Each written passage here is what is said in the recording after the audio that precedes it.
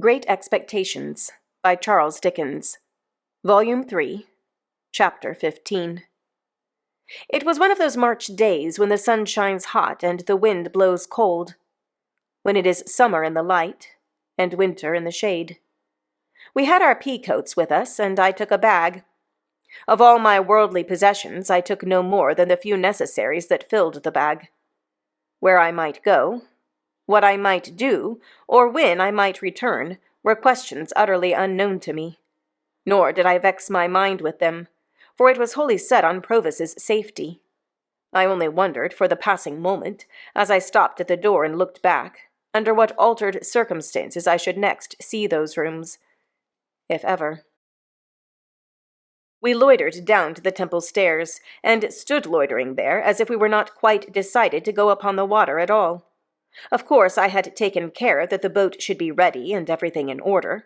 After a little show of indecision, which there were none to see but the 2 or 3 amphibious creatures belonging to our temple stairs, we went on board and cast off, Herbert in the bow, I steering. It was then about high water, 8:30. Our plan was this. The tide, beginning to run down at 9, and being with us until 3, we intended still to creep on after it had turned, and row against it until dark. We should then be well in those long reaches below Gravesend, between Kent and Essex, where the river is broad and solitary, where the waterside inhabitants are very few, and where lone public houses are scattered here and there, of which we could choose one for a resting place. There we meant to lie by all night. The steamer for Hamburg, and the steamer for Rotterdam, would start from London at about 9 on Thursday morning. We should know at what time to expect them, according to where we were, and would hail the first, so that if by any accident we were not taken aboard, we should have another chance. We knew the distinguishing marks of each vessel. The relief of being at last engaged in the execution of the purpose was so great to me that I felt it difficult to realize the condition in which I had been a few hours before. The crisp air, the sunlight, the movement on the river and the moving river itself, the road that ran with us, seeming to sympathize with us, animate us and encourage us on, freshened me with new hope. I felt mortified to be of so little use in the boat, but there were few better oarsmen than my 2 friends, and they rowed with a steady stroke that was to last all day. At that time, the steam traffic on the Thames was far below its present extent, and watermen's boats were far more numerous. Of barges, sailing colliers, and coasting traders, there were perhaps as many as now, but of steamships, great and small, not a tithe or a 20th part so many. Early as it was, there were plenty of scullers, going here and there that morning, and plenty of barges dropping down with the tide. The navigation of the river between bridges in an open boat was a much easier and commoner matter in those days than it is in these, and we went ahead among many skiffs and wherries briskly. Old London Bridge was soon passed, and old Billingsgate Market with its oyster boats and Dutchmen and the White Tower and Trader's Gate, and we were in among the tiers of shipping. Here were the Lee, Aberdeen, and Glasgow steamers, loading and unloading goods, and looking immensely high out of the water as we passed alongside. Here were colliers by the score and score, with the coal-whippers plunging off stages on deck, as counterweights to measures of coal swinging up, which were then rattled over the side into barges. Here, at her moorings, was tomorrow's steamer for Rotterdam, of which we took good notice, and here tomorrow's for Hamburg, under whose bowsprit we crossed. And now I, sitting in the stern, could see with a faster beating heart Mill Pond Bank and Mill Pond Stairs. "Is he there?" said Herbert. "Not yet." "Right. He was not to come down till he saw us. Can you see his signal?" "Not well from here, but I think I see it." "Now I see him. Pull both. Easy, Herbert. Oars." We touched the stairs lightly for a single moment, and he was on board, and we were off again. He had a boat cloak with him, and a black canvas bag, and he looked as like a river pilot as my heart could have wished. "Dear boy," he said, putting his arm on my shoulder as he took his seat. "Faithful dear boy. Well done. Thank ye. Thank ye. Again among the tiers of shipping, in and out, avoiding rusty chain cables, frayed hempen hawsers, and bobbing buoys, sinking for the moment floating broken baskets, scattering floating chips of wood and shaving, cleaving floating scum of coal, in and out, under the figurehead of the John of Sunderland, making a speech to the winds, as is done by many Johns, and the Betsy of Yarmouth, with a firm formality of bosom and her knobby eyes starting 2 inches out of her head. In and out. Hammers going in shipbuilders' yards, saws going at timber, clashing engines going at things unknown, pumps going in leaky ships, capstans going, ships going out to sea, and unintelligible creatures roaring curses over the bulwarks at respondent lightermen. In and out. Out at last upon the clearer river, where the ship's boys might take their fenders in, no longer fishing in troubled waters with them over the side, and where the festooned sails might fly out to the wind. At the stairs where we had taken him aboard, and ever since, I had looked warily for any token of our being suspected. I had seen none. We certainly had not been, and at the time as certainly were not, either attended or followed by any boat. If we had been waited on by any boat, I should have run in to shore and have obliged her to go on, or to make her purpose evident. But we held our own, without any appearance of molestation. He had his boat-cloak on him, and looked, as I have said, a natural part of the scene. It was remarkable, but perhaps the wretched life he had led accounted for it, that he was the least anxious of any of us. He was not indifferent, for he had told me that he hoped to live to see his gentleman one of the best of gentlemen in a foreign country. He was not disposed to be passive or resigned, as I understood it, but he had no notion of meeting danger half-way. When it came upon him, he confronted it, but it must come before he troubled himself. "If you knowed, dear boy," he said to me, "what it is to sit here alonger my dear boy, and have my smoke, arter having been day by day betwixt 4 walls, you'd envy me. But you don't know what it is." "I think I know the delights of freedom," I answered. "Ah," said he, shaking his head gravely, "but you don't know it equal to me. You must have been under lock and key, dear boy, to know it equal to me. But I ain't a-going to be low." It occurred to me as inconsistent that, for any mastering idea, he should have endangered his freedom and even his life. But I reflected that perhaps freedom without danger was too much apart from all the habit of his existence, to be to him what it would be to another man. I was not far out, since he said, after smoking a little, "You see, dear boy, when I was over yonder, t'other side of the world, I was always a-looking to this side, and it come flat to be there, for all I was a-growing rich. Everybody knowed Magwitch, and Magwitch could come, and Magwitch could go, and nobody's head would be troubled about him. They ain't so easy concerning me here, dear boy. Wouldn't be, leastwise, if they knowed where I was." "If all goes well," said I, "you will be perfectly free and safe again, within a few hours." "Well," he returned, drawing a long breath, "I hope so." "And think so?" He dipped his hand in the water over the boat's gunwale, and said, smiling with that softened air upon him which was not new to me, "Aye, I suppose I think so, dear boy. We'd be puzzled to be more quiet and easy-going than we are at present, but it's a-flowing so soft and pleasant through the water, p'raps as makes me think it. I was a-thinking through my smoke just then that we can no more see the bottom of the next few hours than we can see to the bottom of this river, what I catches hold of. Nor yet we can't no more hold their tide than I can hold this. And it's run through my fingers and gone, you see," holding up his dripping hand. "But for your face, I should think you were a little despondent," said I. "Not a bit on it, dear boy. It comes of flowing on so quiet, and of that there rippling in the boat's head making a sort of a Sunday tune. Maybe I'm a-growing a trifle old, besides." He put his pipe back in his mouth with an undisturbed expression of face, and sat as composed and contented as if we were already out of England. Yet he was as submissive to a word of advice as if he had been in constant terror. For, when we ran ashore to get some bottles of beer into the boat, and he was stepping out, I hinted that I thought he would be safest where he was, and he said, "Do you, dear boy?" and quietly sat down again. The air felt cold upon the river, but it was a bright day, and the sunshine was very cheering. The tide ran strong. I took care to lose none of it, and our steady stroke carried us on thoroughly well.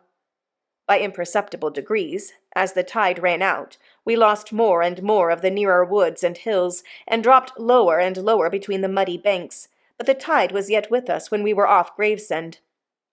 As our charge was wrapped in his cloak, I purposely passed within a boat or two's length of the floating custom-house, and so out to catch the stream alongside of 2 emigrant ships, and under the bows of a large transport with troops on the forecastle looking down at us. And soon the tide began to slacken, and the craft lying at anchor to swing, and presently they had all swung round, and the ships that were taking advantage of the new tide to get up to the pool began to crowd upon us in a fleet, and we kept under the shore, as much out of the strength of the tide now as we could, standing carefully off from low shallows and mud banks. Our oarsmen were so fresh, by dint of having occasionally let her drive with the tide for a minute or two, that a quarter of an hour's rest proved full as much as they wanted. We got ashore among some slippery stones while we ate and drank what we had with us, and looked about. It was like my own marsh country, flat and monotonous, and with a dim horizon, while the winding river turned, and the great floating buoys upon it turned, and everything else seemed stranded and still. For now, the last of the fleet of ships was round the last low point we had headed, and the last green barge, straw-laden, with a brown sail, had followed, and some ballast lighters, shaped like a child's first rude imitation of a boat, lay low in the mud, and a little squat shoal lighthouse on open piles stood crippled in the mud on stilts and crutches, and slimy stakes stuck out of the mud, and slimy stones stuck out of the mud, and red landmarks and tide marks stuck out of the mud, and an old landing stage and an old roofless building slipped into the mud, and all about us was stagnation and mud. We pushed off again and made what way we could. It was much harder work now, but Herbert and Startop persevered, and rowed, and rowed, and rowed, until the sun went down. By that time the river had lifted us a little, so that we could see above the bank. There was the red sun, on the low level of the shore, in a purple haze, fast deepening into black. And there was the solitary flat marsh. And far away there were the rising grounds, between which and us there seemed to be no life, save here and there in the foreground a melancholy gull. As the night was fast falling, and as the moon, being past the full, would not rise early, we held a little council, a short one, for clearly our course was to lie by at the first lonely tavern we could find. So they plied their oars once more, and I looked out for anything like a house. Thus we held on, speaking little, for 4 or 5 dull miles. It was very cold, and a collier coming by us, with her galley fire smoking and flaring, looked like a comfortable home. The night was as dark by this time as it would be until morning, and what light we had seemed to come more from the river than the sky, as the oars in their dipping struck at a few reflected stars. At this dismal time we were evidently all possessed by the idea that we were being followed. As the tide made, it flapped heavily at irregular intervals against the shore, and whenever such a sound came, one or other of us was sure to start and look in that direction. Here and there the set of the current had worn down the bank into a little creek, and we were all suspicious of such places and eyed them nervously. Sometimes, "What was that ripple?" one of us would say in a low voice, or another, "Is that a boat yonder?" And afterwards we would fall into a dead silence, and I would sit impatiently, thinking with what an unusual amount of noise the oars worked in the thowels. At length we descried a light and a roof, and presently afterwards ran alongside a little causeway made of stones that had been picked up hard by. Leaving the rest in the boat, I stepped ashore and found the light to be in a window of a public house. It was a dirty place enough, and I dare say not unknown to smuggling adventurers. But there was a good fire in the kitchen, and there were eggs and bacon to eat, and various liquors to drink. Also, there were 2 double-bedded rooms, such as they were, the landlord said.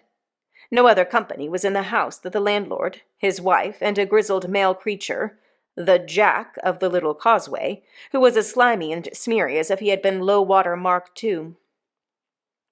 With this assistant, I went down to the boat again, and we all came ashore, and brought out the oars, and rudder, and boat-hook, and all else, and hauled her up for the night. We made a very good meal by the kitchen fire, and then apportioned the bedrooms. Herbert and Startop were to occupy one, I and our charge the other.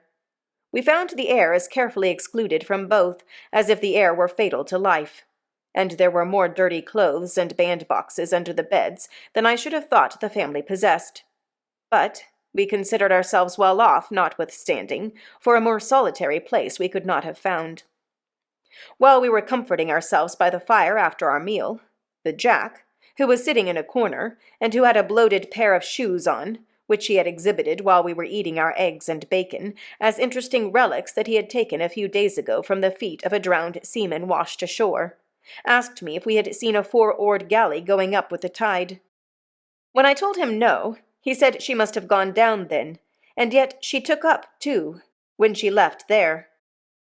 "They must have thought better on it for some reason or other," said the Jack, "and gone down." "A 4-oared galley, did you say?" said I. "A 4, said the Jack, "and 2 sitters." "Did they come ashore here?" "They put in with a stone 2-gallon jar for some beer. I'd have been glad to pison the beer myself," said the Jack, "or put some rattling physic in it."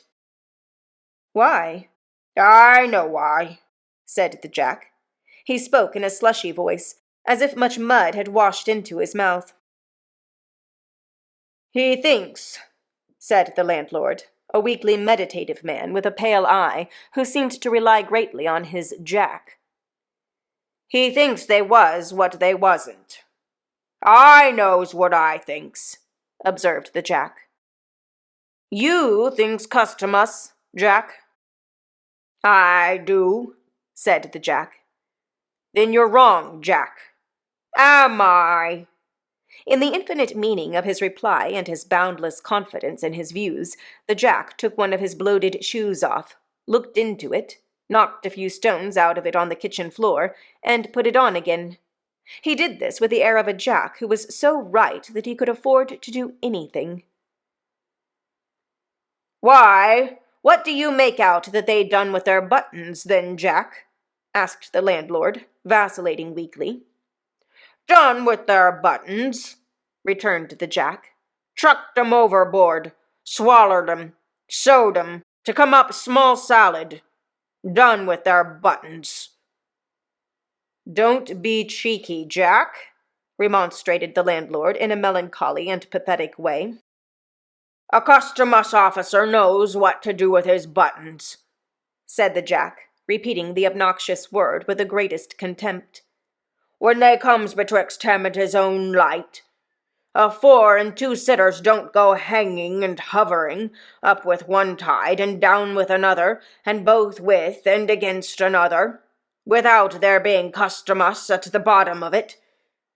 Saying which he went out in disdain, and the landlord, having no one to rely upon, found it impracticable to pursue the subject. This dialogue made us all uneasy, and me very uneasy. The dismal wind was muttering round the house, the tide was flapping at the shore, and I had a feeling that we were caged and threatened. A 4-oared galley hovering about in so unusual a way as to attract this notice was an ugly circumstance that I could not get rid of. When I had induced Provis to go up to bed, I went outside with my 2 companions. Startop by this time knew the state of the case, and held another council. Whether we should remain at the house until near the steamer's time, which would be about 1 in the afternoon, or whether we should put off early in the morning, was the question we discussed. On the whole, we deemed it the better course to lie where we were until within an hour or so of the steamer's time, and then to get out on her track, and drift easily with the tide. Having settled to do this, we returned into the house and went to bed. I lay down with the greater part of my clothes on, and slept well for a few hours. When I awoke, the wind had risen, and the sign of the house, the ship, was creaking and banging about with noises that startled me. Rising softly, for my charge lay fast asleep, I looked out of the window. It commanded the causeway where we had hauled up our boat, and, as my eyes adapted themselves to the light of the clouded moon, I saw two men looking into her. They passed by under the window, looking at nothing else, and they did not go down to the landing place, which I could discern to be empty, but struck across the marsh in the direction of the Nore. My first impulse was to call up Herbert and show him the two men going away. But, reflecting before I got into his room, which was at the back of the house and adjoined mine, that he and Startop had had a harder day than I and were fatigued, I forbore. Going back to my window, I could see the two men moving over the marsh. In that light, however, I soon lost them, and feeling very cold, lay down to think of the matter, and fell asleep again. We were up early. As we walked to and fro, all four together, before breakfast, I deemed it right to recount what I had seen. Again, our charge was the least anxious of the party. It was very likely that the men belonged to the custom-house, he said quietly, and that they had no thought of us. I tried to persuade myself that it was so, as indeed it might easily be. However, I proposed that he and I should walk away together to a distant point we could see, and that the boat should take us aboard there, or as near there as might prove feasible at about noon. This being considered a good precaution, soon after breakfast he and I set forth, without saying anything at the tavern. He smoked his pipe as we went along, and sometimes stopped to clap me on the shoulder. One would have supposed that it was I who was in danger, not he, and that he was reassuring me. We spoke very little. As we approached the point, I begged him to remain in a sheltered place, while I went on to reconnoiter, for it was towards it that the men had passed in the night. He complied, and I went on alone. There was no boat off the point, nor any boat drawn up anywhere near it, nor were there any signs of the men having embarked there. But, to be sure, the tide was high, and there might have been some footprints under water. When he looked out from his shelter in the distance, and saw that I waved my hat to him to come up, he rejoined me, and there we waited, sometimes lying on the bank wrapped in our coats, and sometimes moving about to warm ourselves, until we saw our boat coming round. We got aboard easily, and rowed out into the track of the steamer. By that time it wanted but 10 minutes of 1 o'clock, and we began to look out for her smoke. But it was 1:30 before we saw her smoke, and soon afterwards we saw behind it the smoke of another steamer. As they were coming on at full speed, we got the 2 bags ready, and took that opportunity of saying good-bye to Herbert and Startop. We had all shaken hands cordially, and neither Herbert's eyes nor mine were quite dry, when I saw a 4-oared galley shoot out from under the bank but a little way ahead of us, and row out into the same track. A stretch of shore had been as yet between us and the steamer's smoke, by reason of the bend and wind of the river, but now she was visible, coming head-on. I called to Herbert and Startop to keep before the tide, that she might see us lying by for her, and I adjured Provis to sit quite still, wrapped in his cloak. He answered cheerily, "Trust to me, dear boy," and sat like a statue. Meantime the galley, which was very skilfully handled, had crossed us, let us come up with her, and fallen alongside. Leaving just room enough for the play of the oars, she kept alongside, drifting when we drifted, and pulling a stroke or two when we pulled. Of the 2 sitters, one held the rudder lines and looked at us attentively, as did all the rowers. The other sitter was wrapped up, much as Provis was, and seemed to shrink and whisper some instruction to the steerer as he looked at us. Not a word was spoken in either boat. Startop could make out, after a few minutes, which steamer was first, and gave me the word Hamburg in a low voice as we sat face to face. She was nearing us very fast, and the beating of her paddles grew louder and louder. I felt as if her shadow were absolutely upon us, when the galley hailed us. I answered. "You have a return to transport there?" said the man who held the lines. "That's the man wrapped in the cloak. His name is Abel Magwitch, otherwise Provis.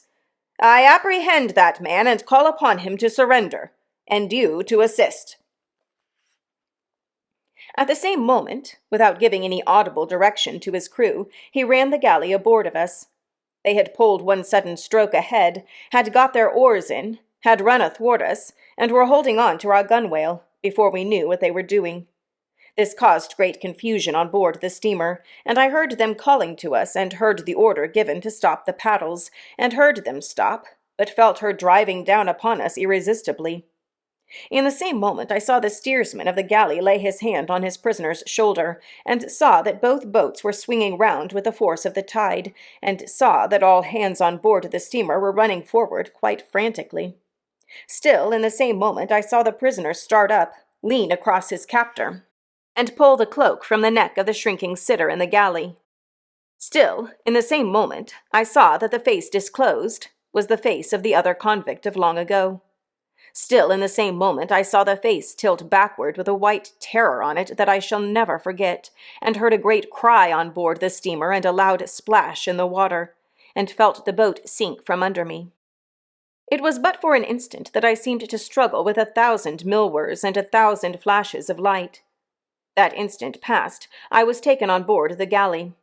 Herbert was there, and Startop was there, but our boat was gone, and the 2 convicts were gone. What with the cries aboard the steamer and the furious blowing off of her steam, and her driving on and our driving on, I could not at first distinguish sky from water, or shore from shore. But the crew of the galley righted her with great speed, and pulling certain swift strong strokes ahead, lay upon their oars, every man looking silently and eagerly at the water astern. Presently a dark object was seen in it, bearing towards us on the tide. No man spoke, but the steersman held up his hand, and all softly backed water, and kept the boat straight and true before it. As it came nearer, I saw it to be Magwitch, swimming, but not swimming freely. He was taken on board, and instantly manacled at the wrists and ankles. The galley was kept steady, and the silent, eager lookout at the water was resumed. But Rotterdam's steamer now came up, and apparently not understanding what had happened, came on at speed. By the time she had been hailed and stopped, both steamers were drifting away from us, and we were rising and falling in a troubled wake of water. The lookout was kept long after all was still again, and the 2 steamers were gone. But everybody knew that it was hopeless now. At length we gave it up, and pulled under the shore towards the tavern we had lately left, where we were received with no little surprise. Here I was able to get some comforts for Magwitch. Provis no longer, who had received some very severe injury in the chest and a deep cut in the head. He told me that he believed himself to have gone under the keel of the steamer, and to have been struck on the head in rising. The injury to his chest, which rendered his breathing extremely painful, he thought he had received against the side of the galley. He added that he did not pretend to say what he might or might not have done to Compeyson, but that in the moment of his laying his hand on his cloak to identify him, that villain had staggered up and staggered back, and that they had both gone overboard together. When the sudden wrenching of him, Magwitch, out of our boat, and the endeavor of his captor to keep him in it, had capsized us. He told me in a whisper that they had gone down fiercely locked in each other's arms, and that there had been a struggle under the water, and that he had disengaged himself, struck out, and swum away. I never had any reason to doubt the exact truth of what he thus told me. The officer who steered the galley gave the same account of their going overboard. When I asked this officer's permission to change the prisoner's wet clothes by purchasing any spare garments I could get at the public-house, he gave it readily, merely observing that he must take charge of everything his prisoner had about him. So the pocket-book, which had once been in my hands, passed into the officer's. He further gave me leave to accompany the prisoner to London, but declined to accord that grace to my 2 friends. The jack at the ship was instructed where the drowned man had gone down, and undertook to search for the body in the places where it was likeliest to come ashore. His interest in its recovery seemed to me to be much heightened when he heard that it had stockings on.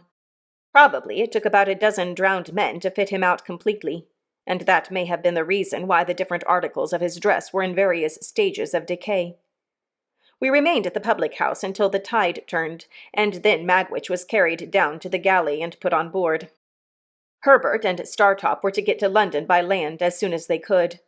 We had a doleful parting, and when I took my place by Magwitch's side, I felt that that was my place henceforth while he lived. For now my repugnance to him had all melted away, and in the hunted, wounded, shackled creature who held my hand in his, I only saw a man who had meant to be my benefactor, and who had felt affectionately, gratefully, and generously towards me with great constancy through a series of years. I only saw him in a much better man than I had been to Joe. His breathing became more difficult and painful as the night drew on, and often he could not repress a groan. I tried to rest him on the arm I could use, in an easy position, but it was dreadful to think that I could not be sorry at heart for his being badly hurt, since it was unquestionably best that he should die. That there were, still living, people enough who were able and willing to identify him, I could not doubt. That he would be leniently treated, I could not hope. He who had been presented in the worst light at his trial, who had since broken prison and been tried again, who had returned from transportation under a life sentence, and who had occasioned the death of the man who was the cause of his arrest. As we returned towards the setting sun we had yesterday left behind us, and as the stream of our hopes seemed all running back, I told him how grieved I was to think that he had come home for my sake. "Dear boy," he answered, "I'm quite content to take my chance. I've seen my boy, and he can be a gentleman without me." No, I had thought about that, while we had been there side by side. No, apart from any inclinations of my own, I understood Wemmick's hint now. I foresaw that, being convicted, his possessions would be forfeited to the crown. "Look-ye here, dear boy," said he, "it's best as a gentleman should not be knowed to belong to me now. Only come to see me as if you come by chance along our Wemmick. Sit where I can see you when I am swore to, for the last o' many times, and I don't ask no more." "I will never stir from your side," said I, "when I am suffered to be near you. Please, God, I will be as true to you as you have been to me." I felt his hand tremble as it held mine, and he turned his face away as he lay in the bottom of the boat. And I heard that old sound in his throat, softened now, like all the rest of him. It was a good thing that he had touched this point, for it put into my mind what I might not otherwise have thought of until too late, that he need never know how his hopes of enriching me had perished.